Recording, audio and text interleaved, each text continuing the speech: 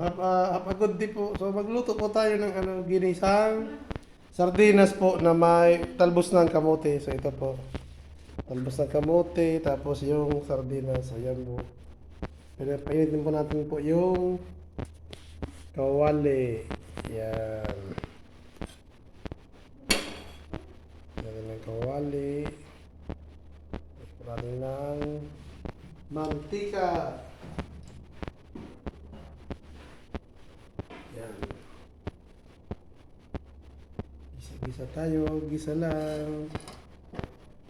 Ulam. So, yan po. So, ilalagay natin ng yung po. Sibuyas bawang. Lagyan natin ng paminta. So, yan po, paminta. Pero yung paminta ko po, ilagyan ng bitseed. So, yan po. Ito mo lang paminta. Ayan po. Hintayin po natin na brown po yung light brown yung bawang at sibuyas. Ito lang.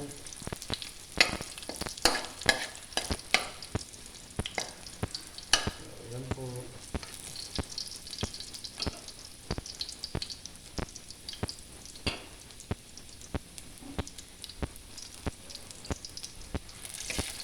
So, brown na po yung bawang. So, ilalagay na po yung natin yung sardinas. So, ganyan na po. Yan. Sardinas. Sardinas.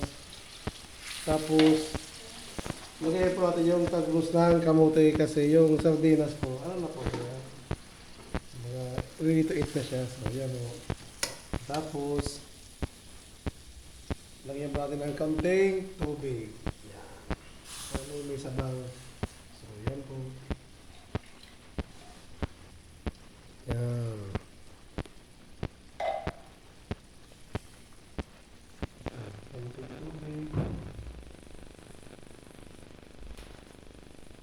Tapos, kaunting asin. Yan. Yung lasa po nito, kayo na magtansya ng yung maalat, hindi maalat. Ayan po.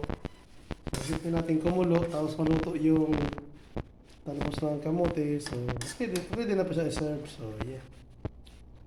Ayan po. Ito natin kumulo. Yan.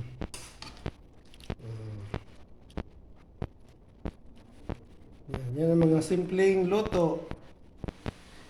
Pero masarap. So, ayan po. Yan.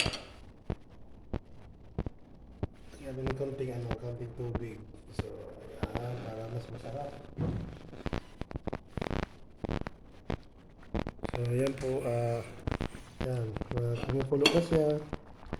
So, pag naluto po yung talbos na kamote, mga pa po yan, mga 1 minute na lang.